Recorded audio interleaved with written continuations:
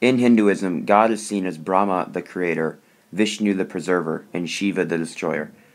Shiva is part of the triad known as the Holy Hindu Trinity. Shiva, the destroying part of the Hindu Trinity, destroys everything in the end, moving it all back to the form from which it sprung. Destruction then opens the path for better opportunities. He is the destroyer not only in the sense of death, but also in the sense of the destruction of the ego and ignorance. He rids of old habits and attachments, particularly to the physical self. Nataraj is the dance of Shiva that represents both the destruction and the creation of the earth. Nataraj represents the cycles of death, birth, and rebirth.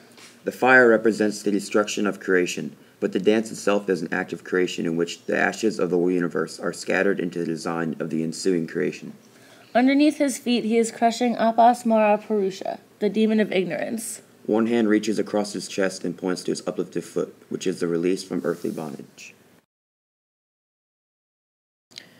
Mount Kailash is his iconic abode in the Himalayas of Tibet, as seen in the background. Shiva is seen as the god of meditation. The home of meditation is in Mount Kailash. He sits in perpetual meditation at the top.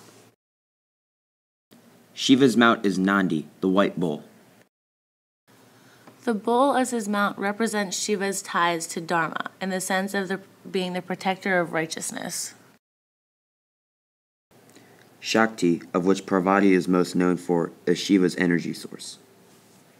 Together, Shiva and Parvati are most seen sitting in an embrace. The two yogas balance each other out, as well as the male and female sides.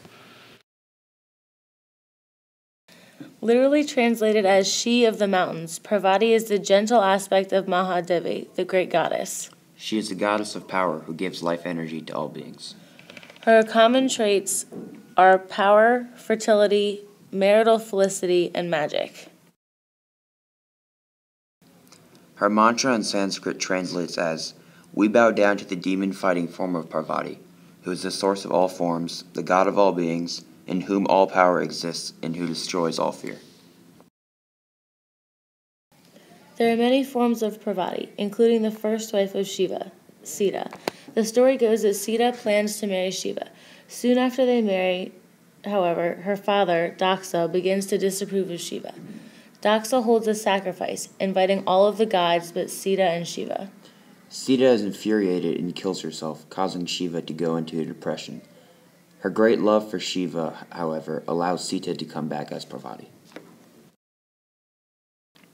Ganesh, whose name is literally translated in Sanskrit as Lord of Community, is known as the remover of obstacles and the Lord of Beginnings.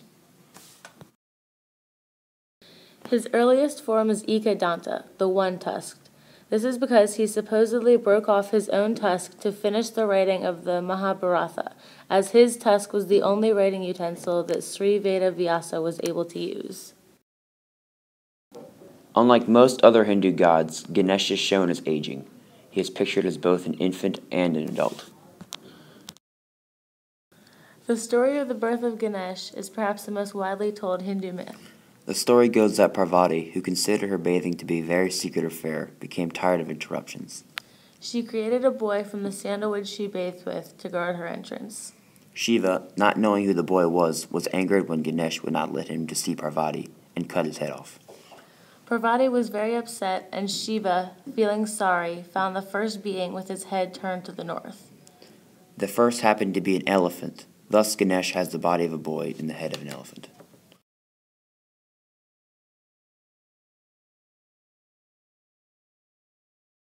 The crescent moon on Shiva's forehead symbolizes the time cycle through which creation moves from birth to death. Shiva is beyond time, as he is the eternal reality. There is a story in which the Devas, or gods, and Asuras, demons, churned up the ocean in hopes of bringing forth Amrita, the nectar of immortality which lay at the bottom. Unfortunately, Hala Hala, a most poisonous venom, was created during the churning. The gods went to Vishnu for help, who said that Shiva was the only one who could drink the Hala Hala. He drank the ocean and Hala Hala from the shell seen in his hand. While the poison did not kill him, his throat was turned irreversibly blue. The serpent coiled around his neck symbolizes the dogma of reincarnation. The process of molting and shedding skin represents human transmigration. It also shows that as the destroyer, Shiva is beyond death. The trident in his right hand represents the Hindu trinity of Brahma, Vishnu, and Shiva, as well as creation, preservation, and destruction. It also represents the three gunas, sattva, or essence, the rajas, activity, and tamas, inertia. The drum he holds, the damaru, represents Om. It is said that the vibrations of the drum were the creation of Om. Shiva also formed the Sanskrit language from the damaru. The Ganges River is seen spouting from the head of Shiva. The red silk Parvati is usually seen and represents her success in marriage and balance. The open blue lotus she holds symbolizes the enlightenment and mysticism within. Many of her images include either of her children in relation to her full family and marriage happiness.